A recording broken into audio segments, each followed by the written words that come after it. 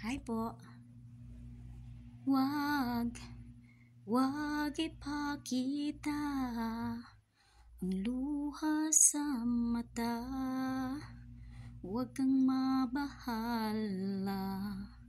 Luha ay pahiran na, may pag-asa pa para lumigaya.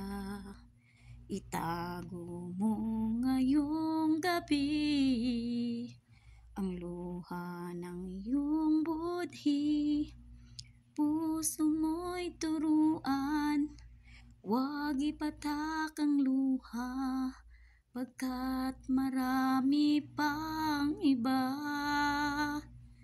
Luha, Diyos ang may gawa, Siya ang lumikha, at Siya rin ang bahala.